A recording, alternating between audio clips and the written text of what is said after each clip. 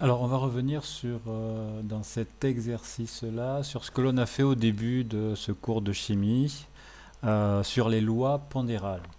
Alors, je vais reprendre ici un des exercices, l'exercice 4, et vous aurez à faire les exercices 1, 2, 3 de la même façon.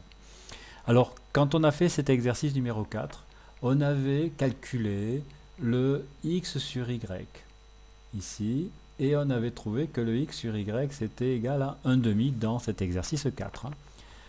En fait, ce x sur y, ça correspond à la masse molaire de x sur la masse molaire de y.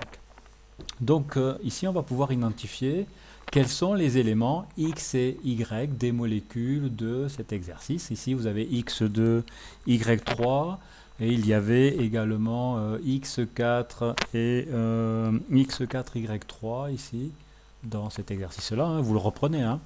Donc ici, l'objet, c'est de trouver c'est quoi x, c'est quoi y, quel est l'élément x, quel est l'élément y. Donc on va regarder les masses molaires ici, atomiques.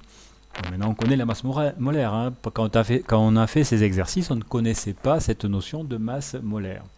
Alors ces éléments, ils sont parmi les éléments que vous avez ici à la page 19. Alors vous pouvez regarder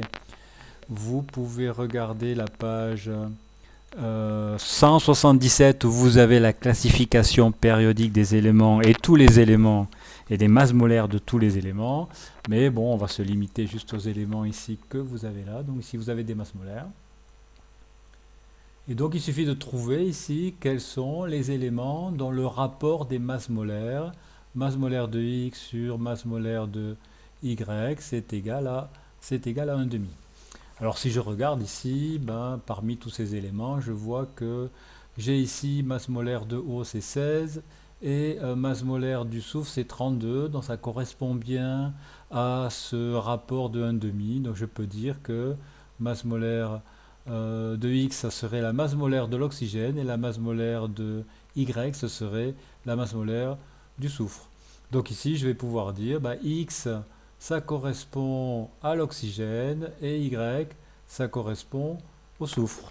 Donc je vais revenir à l'exercice ici, c'était l'exercice de la page 10. Donc ici, dans cet exercice numéro 4, donc on a trouvé que X pouvait être de l'oxygène et Y pouvait être du soufre. Donc ça veut dire que ma formule ici, X2, Y3, ce serait O2, S3. Alors on ne l'écrit pas comme ça, hein, on écrit S3O2 hein, dans l'autre sens, mais c'est pas grave, hein, ici c'est écrit comme ça.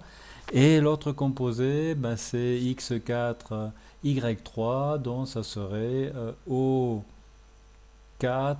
S3, que l'on écrit S3, O4. Donc on a trouvé les formules,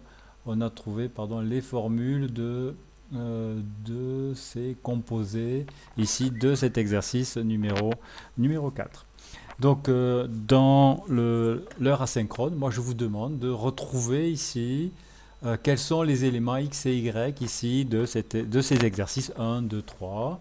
Alors vous reprenez ces exercices hein, pour avoir le x sur y que l'on avait trouvé. Hein. On a trouvé ça à chaque fois. Hein.